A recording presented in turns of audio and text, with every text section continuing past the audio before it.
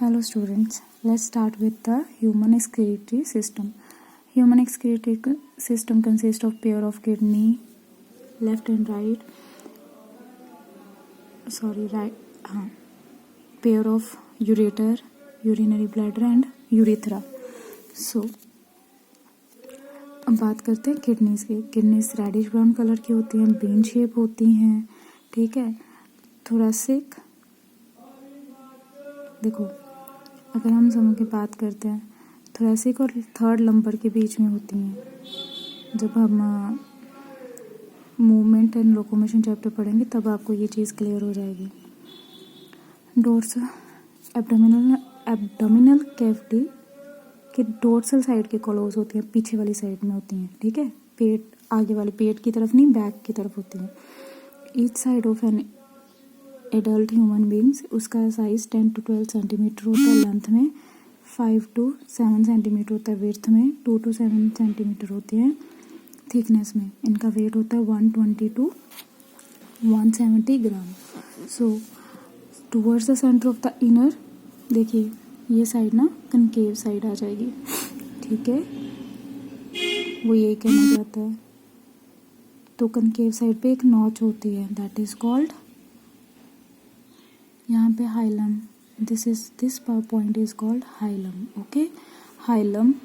अब देखो बेटा, नाउ हाइलम से यूरेटर्स जुड़े हुए होते हैं, ब्लड वेसल्स नर्व्स एंटर करती हैं.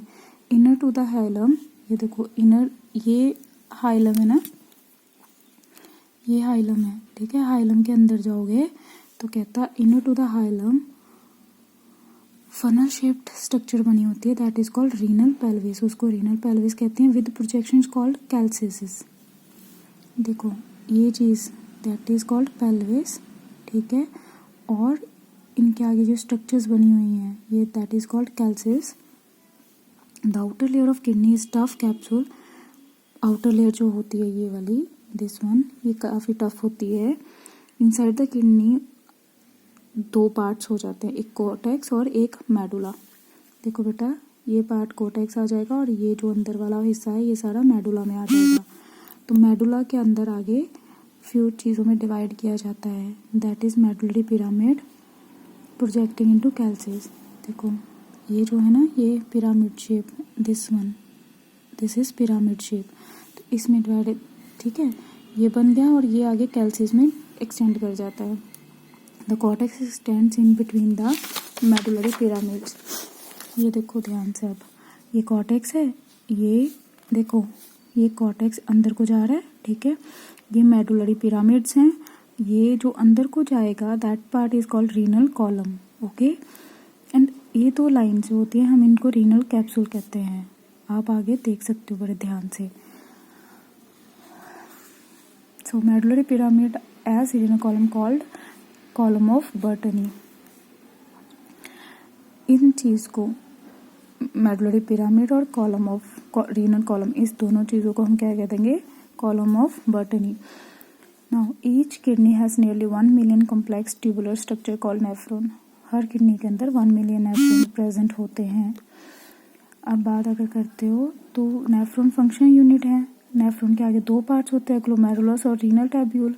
ग्लोमेरुलस जो है वो एक कैपिलरीज का गुच्छा है, ठीक है, जिसके अंदर वो बनता किससे, एफरेंट आर्ट्रियोल, जो कि फाइन ब्रांचेस रीनल आर्टरी की बन जाती हैं.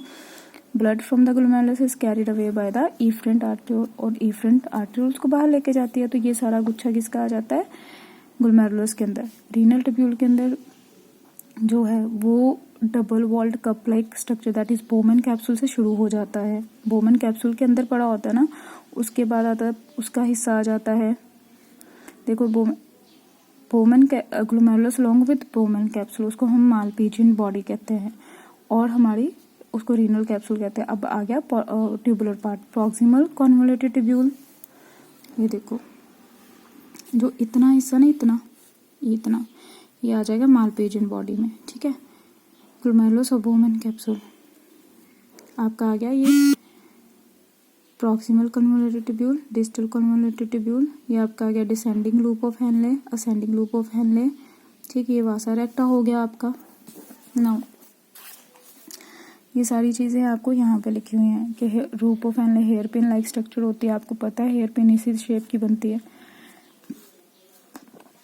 उसके बाद convoluted structure that is distal convoluted structure, कहता DCT आगे स्ट्रेट ट्यूब में खुलता है, that is called collecting duct, many of which has converge into renal pelvis through medullary pyramid in the calyces. वो आपको ये कहना चाहता है कि जो नेफ्रॉन्स की DCT होती है ना, वो ट्यूब लाइक स्ट्रक्चर्स में खुलती है।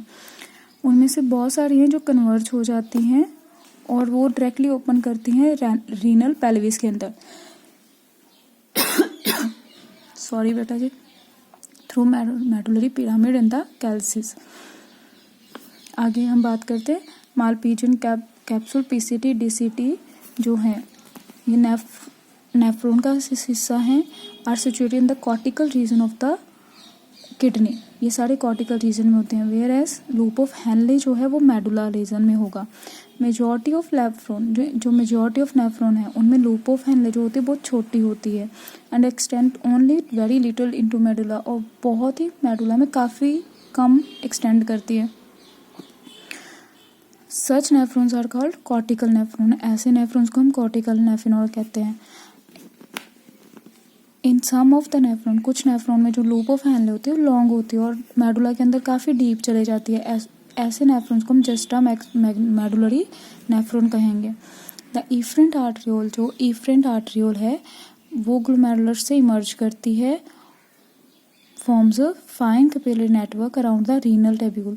जो रीनल ट्यूब्यूल है उसके आसपास वो काफ़ी फाइन नेटवर्क बनाते हैं कैपिलरीज का, कॉल्ड पेरीट्यूबुलर कैपिलरीज। उनको हम पेरीट्यूबुलर कैपिलरीज का नाम देंगे।